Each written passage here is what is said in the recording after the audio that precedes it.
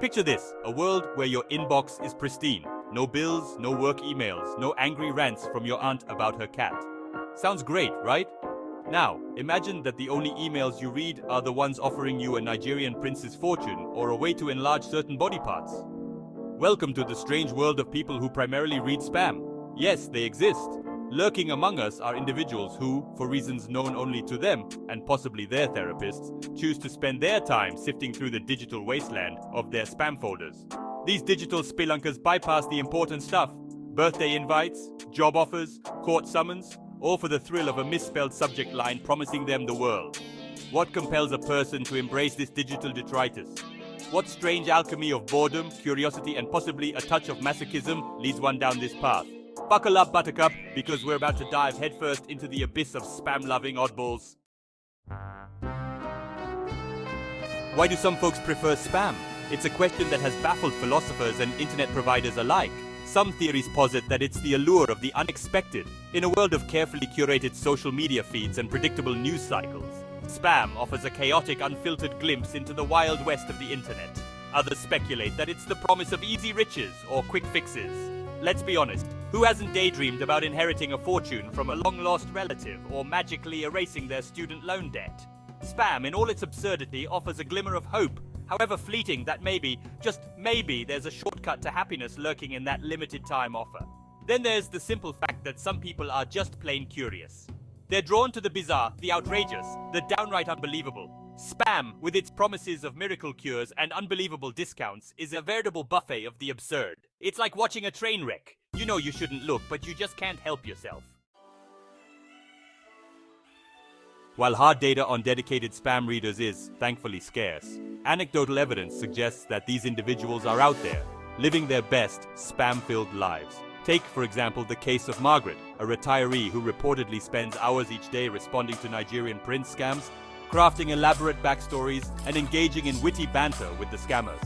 Then there's Gary, a self-proclaimed spam connoisseur, who claims to have a sixth sense for identifying the most outlandish and entertaining spam emails.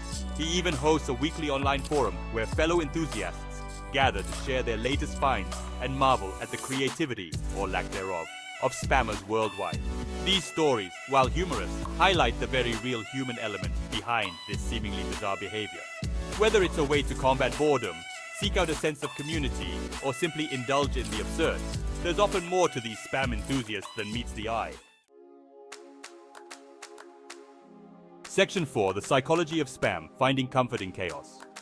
The question remains, what does this fascination with spam say about us? Are these individuals simply wired differently, or is there a deeper psychological explanation at play? Some psychologists suggest that our attraction to spam could be rooted in our innate desire for novelty and stimulation. In a world increasingly dominated by routine and predictability, spam offers a break from the mundane. It's the unexpected knock on the door, the surprise twist in the movie, the digital equivalent of finding a $20 bill in your old jeans. It's a jolt to our system, a reminder that, even in the digital age, there are still surprises to be found. Of course, there's also the possibility that some individuals find comfort in the familiar absurdity of spam. In a world often characterized by uncertainty and change, spam represents a strange constant. The scams may evolve, the subject lines may change, but the underlying premise remains the same. You're special, you've been chosen, and all your wildest dreams are just a click away. Section 5. Spam and Society, a digital commentary on human connection. Beyond the individual level, our collective fascination with spam, or at least our inability to effectively filter it out, speaks volumes about the state of digital communication. It highlights the challenges we face in discerning truth from fiction, the overwhelming volume of information we're bombarded with on a daily basis, and the increasingly porous boundaries between our online and offline lives. Spam, in many ways, is a reflection of ourselves. It's messy, it's chaotic, and it often feels like it's trying to sell us something we don't need. And yet, like a digital cockroach, it persists, adapting and evolving with each passing year. It's a testament to our ingenuity, our resilience, and perhaps our collective tolerance for the absurd. As we navigate this ever-evolving digital landscape, it's worth considering the role that spam plays in shaping our online experiences. It's a reminder that even in the digital realm, not all that glitters is gold, and that sometimes the most interesting discoveries are found in the most unexpected places.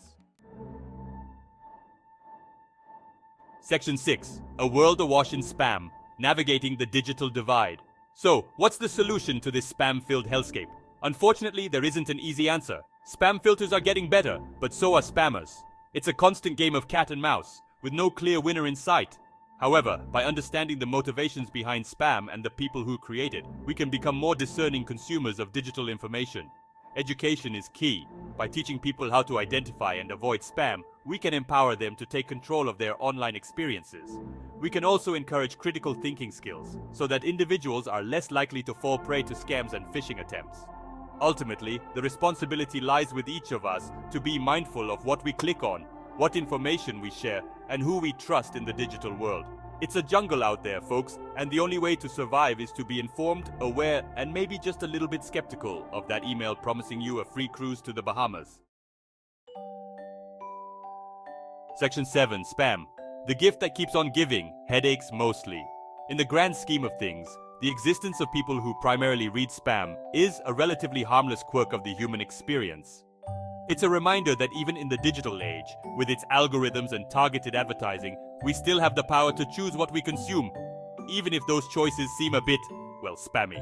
So the next time you find yourself scrolling through your inbox, spare a thought for those brave souls venturing into the digital wilderness of their spam folders.